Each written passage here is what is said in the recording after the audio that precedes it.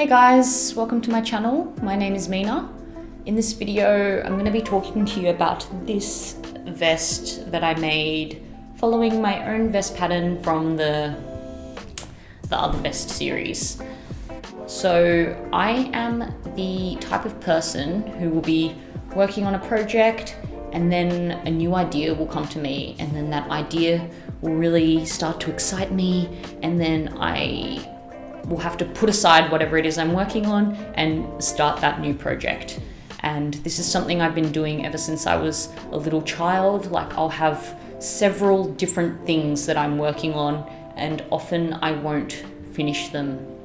But recently I've been trying to actually follow through with my ideas, and not just follow through with them, but actually to keep developing them and to see where they lead me, even after that point, which I considered my finishing point.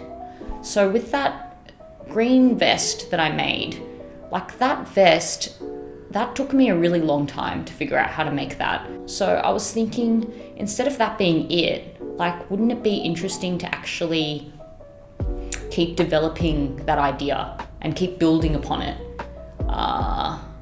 and just see what happens, see where that process leads me. So I wanted to share that with you guys. I made this vest again, and I wanted to show you what it is that I learned during that process, and also what I did differently this time. So I've divided this video into 4 parts. Part 1 is Intarsia, which is this color blocking technique that you can see here. I tried that for the very first time with this vest. Part 2 is needle size. So I used a different needle size this time, a smaller size, and then I used an even smaller size for the ribbing. Part 3 is the neckline. So in that original vest, I struggled a little bit with the neckline in the back, and I suggested a couple of alternative methods which I thought would be better. And when making this vest, I used one of those methods. And lastly, last but not least, part 4 is blocking. So it may come to a surprise to you guys that I actually did not block that vest. And the reason for that is because I actually just did not know that much about blocking, and I didn't know that it was like such a crucial step that you're supposed to take at the end of knitting your piece. So I'm going to show you how I blocked this vest, and I'll also show you comparisons pre and post blocking of both this vest and also the green vest. Alrighty, okay, let's get started. So what is Intarsia? Intarsia is a colorwork technique used to create patterns with blocks of color. When using this technique, each block of color requires its own strand of yarn, and the strands are twisted together when you change color to connect the blocks. This was my very first time using this technique.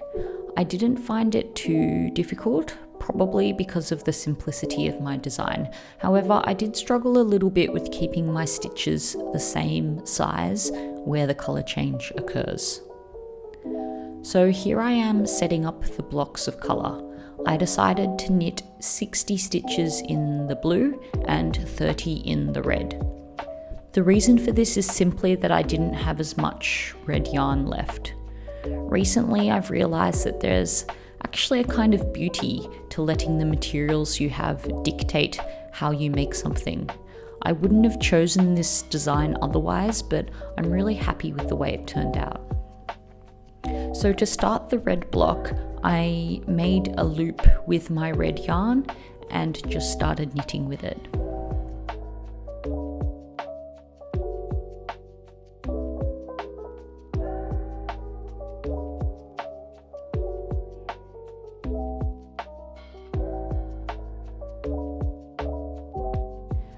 So now we are on the next row, which is a pearl row, and it's time to change colour. Here, red is the old colour and blue is the new colour. When changing colour, we place the new colour underneath the old colour, and then we pick up the new colour and continue pearling with that colour. As you can see, I was fumbling around a bit when trying to place the blue strand under the red strand, but I did get quicker at doing this after a while.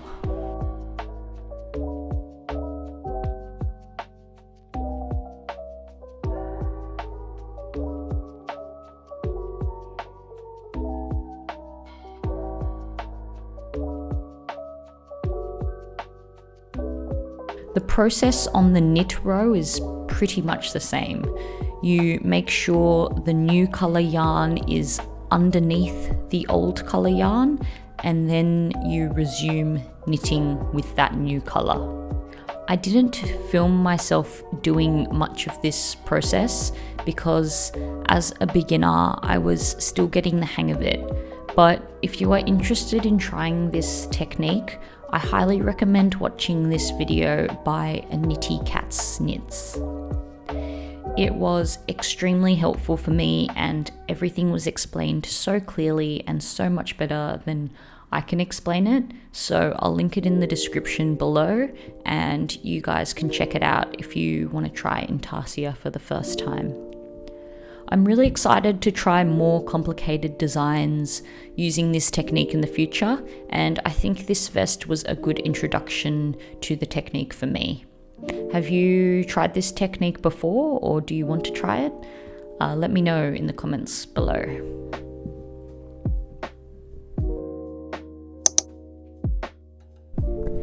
The recommended needle size for the yarn I used is actually 3mm to 3.5mm, but I used 4.5mm needles when making the green vest because I wanted to knit it up more quickly. And while this worked fine for me, it might not work as well for people using other fibres, so for the new vest, I wanted to try using 4mm needles instead, which is probably a more suitable size for sports weight yarn. And straight away you can see what a big difference there is to the size. I did knit fewer rows of ribbing at the bottom and along the armholes and neckline, but even when taking this into consideration, the green vest is much larger. And it also has a much drapier, more relaxed quality to it. Now to discuss using smaller needles for the ribbing.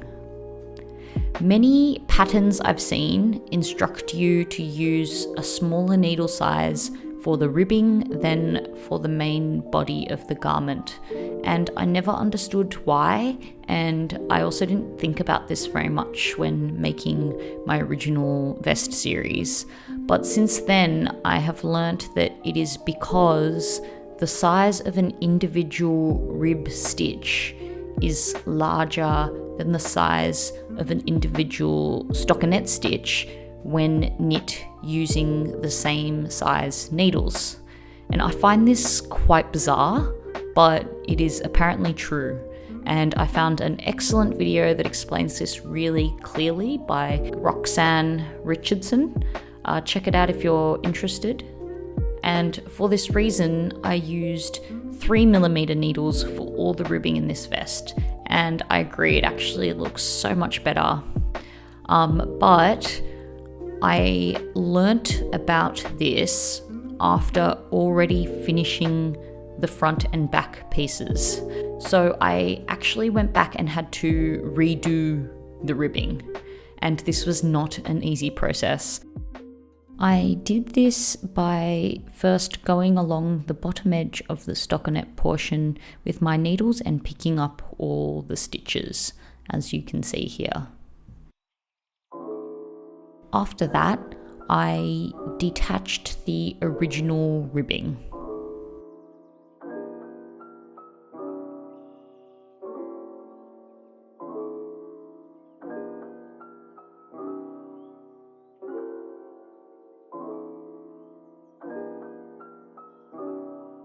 Then I unraveled all the orange yarn, and finally I knitted in rib stitch in the opposite direction, which I didn't film here, but I'm sure you get the idea. I used this video by 10 rows a day to help me figure out how to do this process. And this technique is also useful if you want to lengthen something. For example, a sweater or sleeves or whatever else.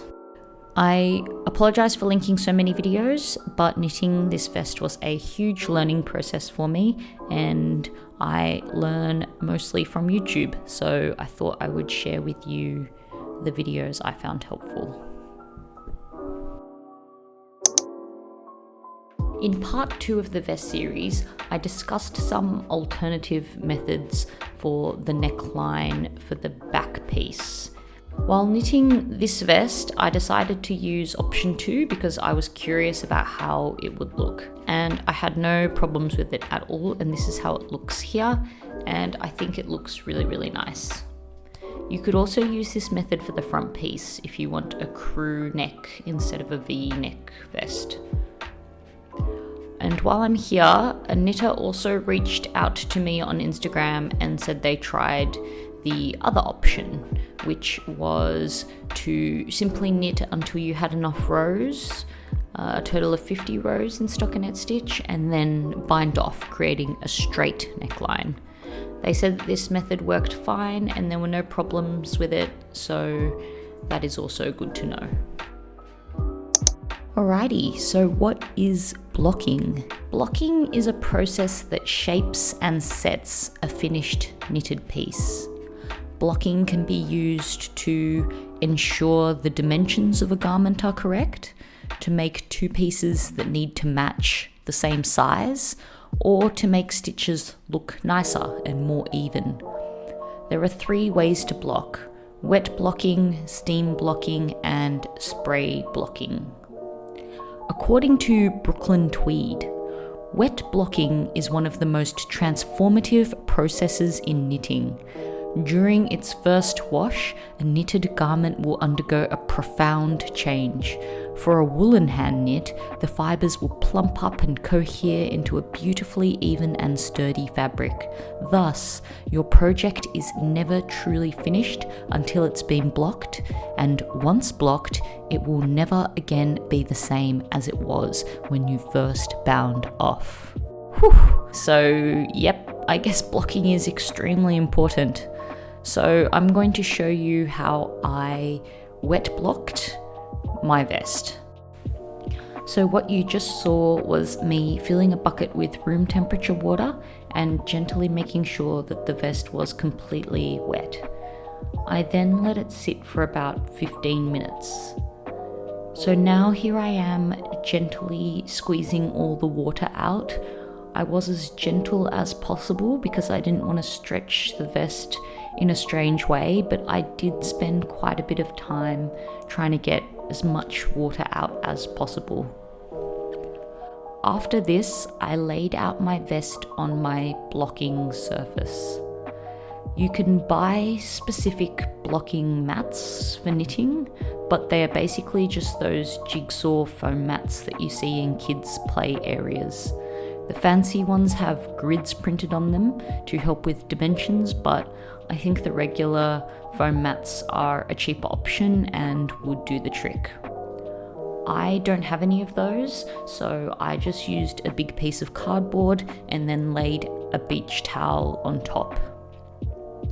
I would recommend not using a good towel as the colour from your yarn may run, as it did for mine. From here, I shaped the vest, made sure it was even and the sides were straight, and also adjusted the curve shape of the armholes and neckline in a few places. In other blocking videos I watched, some people used little pins to pin down their pieces. I think if you have very specific dimensions that you want, then this might be something that's necessary, but I didn't do this.